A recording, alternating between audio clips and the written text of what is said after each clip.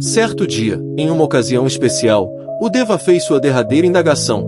Qual é a substância que o fogo não pode incinerar, a ferrugem não pode corroer, o vento não pode derrubar e que tem o poder de reconstruir todo o mundo? Em resposta, Buda afirmou que são os frutos das boas ações. Se isso for verdade, se as boas ações realmente trazem tantos benefícios, então por que frequentemente vemos acontecimentos negativos afetando pessoas que são virtuosas? Você já teve essa mesma impressão? Deixe seu comentário se desejar, e veja se isso soa familiar de alguma forma. Há pessoas que procuram sempre fazer o que é correto, evitando prejudicar qualquer um, mas acabam sofrendo consequências negativas. Isso parece injusto, é verdade, mas é válido refletir sobre esse assunto.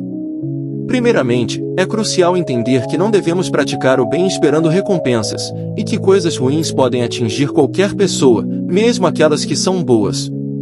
A melhor pessoa do mundo pode ainda ser vítima de um assalto, perder o emprego, ou enfrentar a dor de perder um ente querido.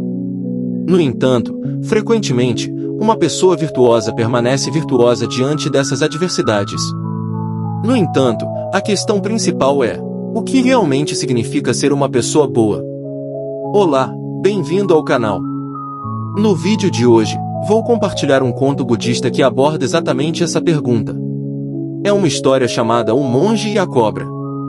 Mas antes de começar, gostaria de pedir que você considere curtir o vídeo, se inscrever no canal e ativar o sino de notificações se já acompanha o nosso trabalho. Se é a sua primeira vez aqui, seja bem-vindo. Vamos então ao conto, que explora por que coisas ruins acontecem com pessoas boas, e mais importante, como podemos lidar com isso. Certa vez, Gautama Buda estava sentado com seus discípulos quando o rei de uma aldeia vizinha se aproximou e disse: Mestre, desde que me tornei seu seguidor, todos estão se aproveitando da minha bondade. Antes de seguir seus ensinamentos, as pessoas tinham medo de mim porque eu era extremamente cruel e não hesitava em condenar alguém à morte. No entanto, depois que me tornei seu seguidor, não sinto mais desejo de punir ninguém, e nem fico com raiva. Tornei-me pacífico e olho para todos com compaixão.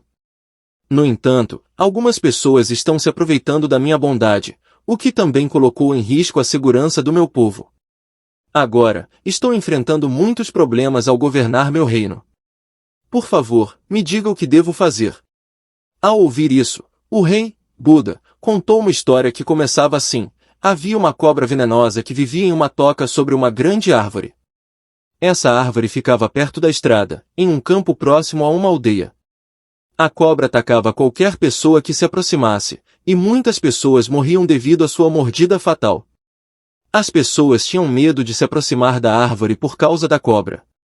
Um dia, um monge passou pela aldeia e viu aquela bela árvore. Ele decidiu meditar à sombra dela antes de seguir adiante. Alguns aldeões que estavam levando suas vacas de volta para casa viram o monge e o alertaram sobre a cobra. Eles contaram que a cobra era tão perigosa que mordia qualquer um que se aproximasse.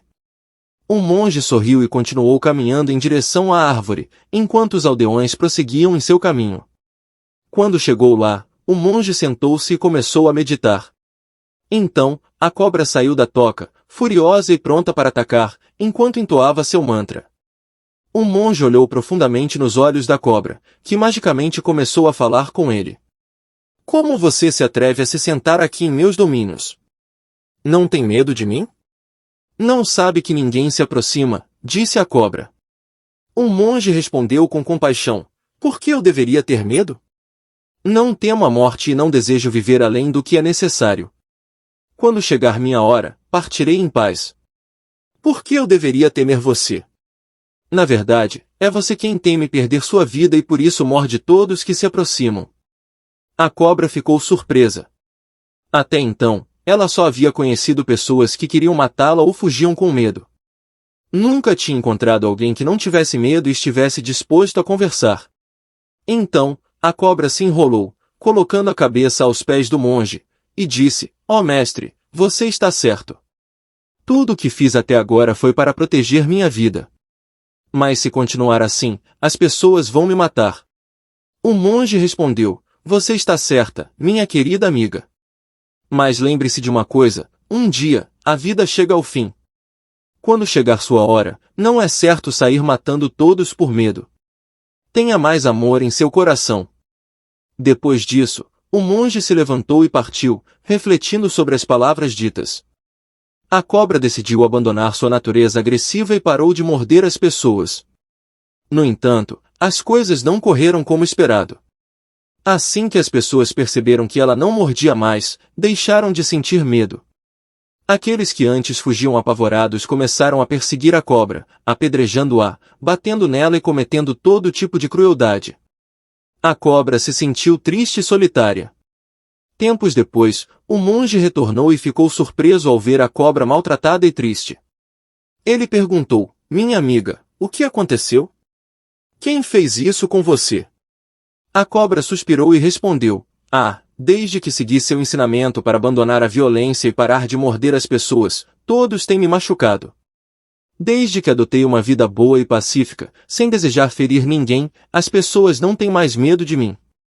Ninguém me respeita, todos me machucam o tempo todo, e minha vida se tornou muito difícil."